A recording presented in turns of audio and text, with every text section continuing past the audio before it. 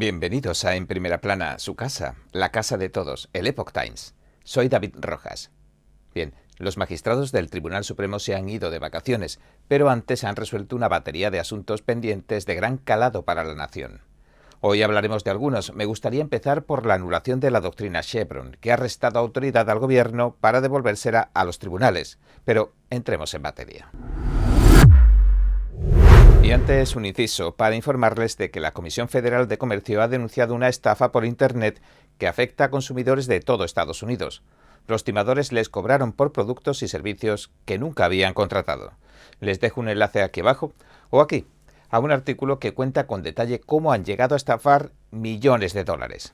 Como siempre digo, manténganse informados y a salvo. La semana pasada la Corte Suprema emitía un par de fallos que reducían el poder del gobierno federal.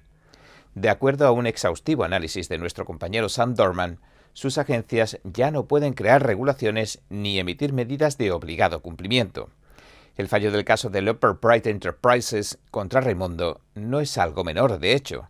Los magistrados revocaron por mayoría un precedente legal que cumplía 40 años. Hablamos ni más ni menos de la famosa doctrina de deferencia de Chevron. Hablamos básicamente de uno de los pilares del Estado administrativo de Estados Unidos a día de hoy. Bueno, ya no. Este precedente exigía que los tribunales acataran las interpretaciones razonables, lógicas o plausibles de las agencias del gobierno si las leyes del Congreso no estaban muy claras o contenían quizás ambigüedades. La doctrina Chevron se ha empleado en más de 18.000 ocasiones en los tribunales federales. Según el Servicio de Investigación del Congreso, se trata de, sin lugar a dudas, una de las decisiones, cito, básicas que conforman el derecho administrativo, o más bien lo conformaban. Tras revocar la doctrina Chevron, el más alto tribunal de la nación le pidió a los jueces que retomaran su forma tradicional de interpretar las leyes y que debe prevalecer la mejor interpretación. El Supremo también plantea una serie de preguntas que van desde cómo el Congreso creará las leyes a cómo se espera que las interpreten los organismos. En el segundo fallo sobre la doctrina Chevron del caso de la Comisión de Bolsa y Valores, la SEC, contra Jharkhese, la mayoría del Supremo volvió a restar autoridad a las agencias del gobierno mientras reforzaba el Poder Judicial, pero de una manera diferente. La mayoría sostuvo que la SEC se equivocó. El alto tribunal concluyó que no debió emplear tribunales internos para imponer sanciones civiles. En lugar de eso, como exige la séptima enmienda, la SEC debería haber solicitado esas sanciones civiles y solicitarlas ahora en juicios con jurado a los tribunales que marca el artículo 3. Y una vez aclaradas las sentencias, veamos algunas de las conclusiones clave de estos dictámenes y las implicaciones de cada resolución. El presidente del Tribunal Supremo, John Roberts, fue el autor de la opinión mayoritaria en el caso Loper Bright. Los jueces Clarence Thomas y Neil Gorsuch escribieron opiniones concurrentes, es decir, que estaban de acuerdo con la sentencia, pero por otros tantos motivos. El juez Gorsuch escribió lo siguiente: hoy, la Corte coloca una lápida sobre Chevron que nadie puede pasar por alto. Al hacerlo, la Corte devuelve a los jueces las reglas de interpretación que han guiado a los tribunales federales desde su fundación. En sus opiniones sobre Chevron, ambas partes indicaron que la decisión del tribunal representaba un cambio radical.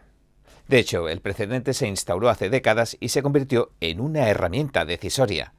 No obstante, solo con el tiempo se verá la manera en que todo esto cambiará al gobierno federal. Hablamos, por supuesto, de a largo plazo. ¿Por qué?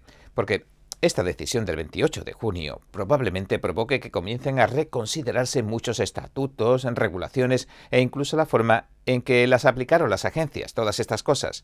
Como vimos en el caso Roe contra Wade, cuando el tribunal revoca precedentes legales, generalmente tiene en cuenta los alegatos relacionados con el stare decisis de ese precedente. Esta frase latina, stare decisis, significa que la decisión se sustenta, se mantiene, y uno de los factores que hace que una decisión como la doctrina Chevron se sustente, sea sostenible, es la fiabilidad, o la idea de que los estadounidenses ya se han acostumbrado tanto a tomar sus decisiones basándose en este precedente del tribunal que seguirán haciéndolo. Sin embargo, para la mayoría del Supremo, Chevron había perdido credibilidad, incluso tratándose de un precedente de tan larga data. Por eso escribieron esto: la incesante manipulación de la doctrina Chevron ha provocado que el tribunal acabe alejándola. Resulta difícil creer que alguien todavía pueda esperar razonablemente que un tribunal confíe en Chevron en un caso particular o espere que produzca resultados fácilmente previsibles. Y en lugar de proteger los intereses de confianza, Chevron los destruye afirmativamente porque permite que las agencias cambien de rumbo incluso cuando el Congreso no les ha dado poder para hacerlo. Sin embargo, los jueces en desacuerdo sugirieron que la mayoría había convertido el stare decisis en un hazme reír en un payaso al arrogarse el poder de los tribunales. La jueza Elena Kagan, en su opinión disidente, refiriéndose a la deferencia Chevron y al stare decisis de Chevron, escribió esto: la mayoría no puede destruir una doctrina de modestia judicial sin ridiculizar una segunda. Si las opiniones tuvieran títulos, un buen candidato para la de hoy sería hubris al cuadrado. Hubris es un concepto griego que puede traducirse como desmesura del orgullo y la arrogancia. La juez Sonia Sotomayor también criticó de manera similar a la mayoría en el otro caso, en Yarkesy. Dijo que, cito, quita la red de seguridad del Congreso sin siquiera reconocer que su decisión pone patas arriba más de 2 siglos de prácticas gubernamentales consagradas. Tanto Yarkesy como Loper Bright trasladan a los tribunales del artículo 3 los poderes que antes disfrutaba la administración, el Ejecutivo, el Gobierno. Pero vayamos por partes. En Yarkesy, el tribunal otorga poderes a los jurados, que son parte del proceso del artículo 3 para que tomen decisiones que los jueces suelen respetar. Y aunque no está claro cómo se desarrollará esto en los próximos años, lo que significa es que la SEC debe incluir en su proceso de aplicación de la ley a los tribunales convencionales en lugar de pasarlos por alto. Antes de Yarkesy, la Comisión podía optar por llevar los casos ante un tribunal del artículo 3 o ante su propio tribunal interno. Ahora ya no. La opinión concurrente del juez Gorsuch sugirió que los poderes que poseían las agencias acumulaban las probabilidades en contra de los acusados. E incluso citó datos del Wall Street Journal. Dijo lo siguiente: las cifras lo confirman. Según un informe, durante el periodo estudiado, la SEC ganó alrededor del 90% de sus procedimientos internos contenciosos en comparación con el 69% de sus casos en los tribunales. Las opiniones del caso Loper Bright en Relentless contra el Departamento de Comercio, que se decidieron simultáneamente, se centraron más en el discernimiento de los jueces y en su capacidad para interpretar la complejidad de las leyes. El presidente de la Corte Suprema, Roberts, escribió en representación de la mayoría lo siguiente: los tribunales entienden que tales estatutos, por poco claros que sean, deben tener, un único significado que es el mejor. Ese es el sentido de tener estatutos escritos. El significado de cada estatuto se fija en el momento de su promulgación. Además, el presidente del Tribunal Supremo, citando la decisión del caso del Tribunal de Wisconsin Central contra Estados Unidos, señaló lo siguiente: en el mejor de los casos, nuestra intrincada doctrina Chevron no ha sido más que una distracción de la pregunta que importa.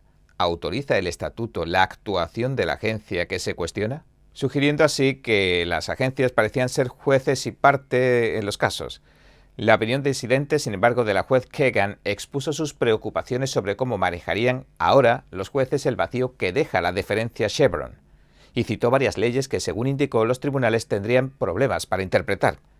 Por ejemplo, preguntó cuándo un polímero de alfa-aminoácido se califica como una proteína según la ley del Servicio de Salud Pública. Y respondió, cito: no conozco a muchos jueces que se sientan seguros de resolver esa cuestión.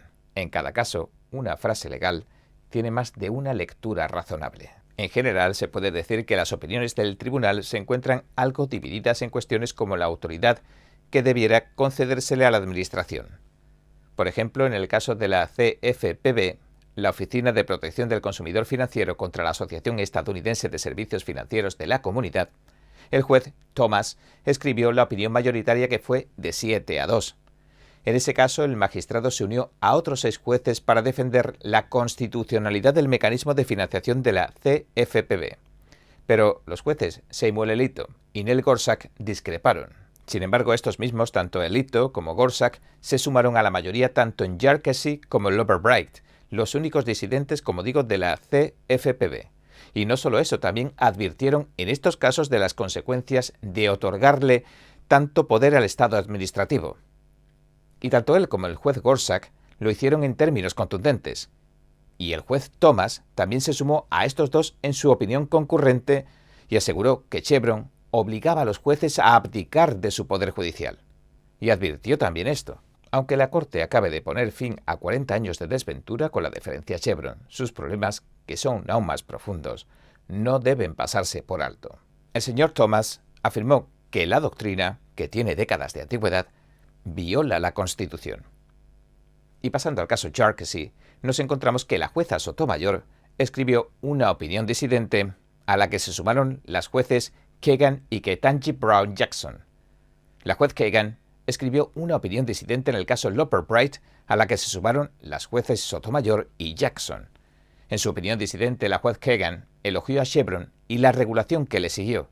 Dijo esto: se ha convertido en parte de la trama y la urdimbre del gobierno moderno, apoyando los planes de regulación de todo tipo, por nombrar algunos, manteniendo el aire y el agua limpios, los alimentos y los medicamentos seguros y los mercados financieros honestos. Además, los estatutos, según argumentó la juez Kagan, inevitablemente contendrán ambigüedades que algún otro actor tendrá que resolver y lagunas que algún otro actor tendrá que llenar. Y normalmente preferiría que ese actor fuera el organismo responsable, no un tribunal. Algunas cuestiones interpretativas que surgen en el contexto regulatorio involucran temas científicos o técnicos. Los organismos tienen experiencia en esas áreas, los tribunales no. Bien, este ha sido nuestro episodio de hoy. Gracias por sintonizarnos. Si le gusta nuestro programa, por favor no olvide darle a me gusta, suscribirse y compartir este vídeo con sus amigos y su familia, porque todo el mundo merece conocer los hechos. Una vez más, gracias por ver En Primera Plana. Nos vemos mañana.